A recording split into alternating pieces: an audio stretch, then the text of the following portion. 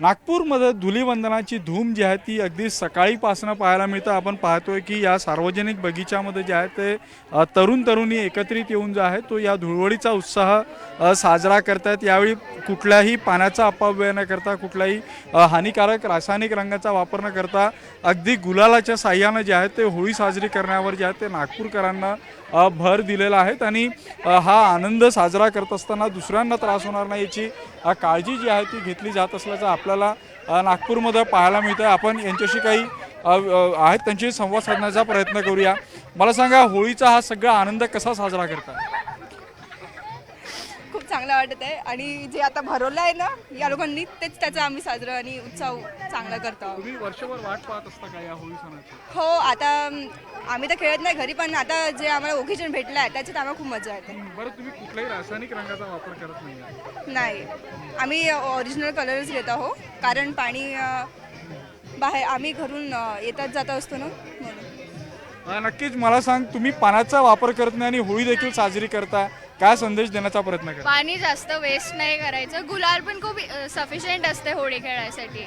होळीमध्ये खूप मजा येते, आम्ही सगळे मित्रमैत्रिणी सोबत मिळतो। काय तुझ्यासाठी होळी म्हणजे काय असतं? होळी खूप इम्पॉर्टंट फेस्टिवल आहे, खूप इम्पॉर्टंट सण आहे। आपल्याला ते खेळायला पाहिजे, म्हणजे कोणते काही प्रॉब्लेम असेल ते पण उल्हासाने खेळायला पाहिजे इन शॉर्ट। नक्कीच होळी खेळायला पाहिजे, मात्र ती इको फ्रेंडली असायला पाहिजे असा हा उद्देश आहे। अख्ख्या गुलालाने तू रंगला आहे, फुलांची होळी खेळतोय। ते मित्रांनी रंगवला मला पूर्ण नॉर्मल कलर। अच्छा, गुलाल और फूल दोनों से खेलते हैं हम ऐसे, तो उतना कुछ नहीं।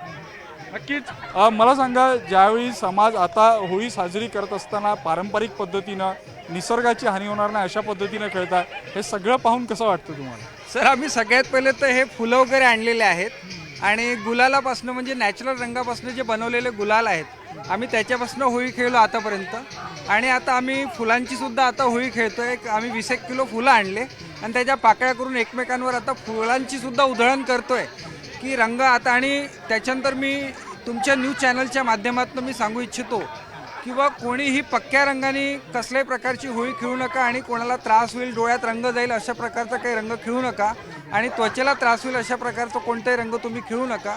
हेच मी तुमच्या न्यूज इंडिया या न्यूज चॅनलच्या माध्यमातून सगळ्या तमाम भारतातील सगळ्या नागरिकांना विनंती करतो। आणि आत्ता आम्ही परत फुलं मागवलेली आहेत, सकाळपासून फुलांपासून तर खेळतोच आहे आम्ही आज।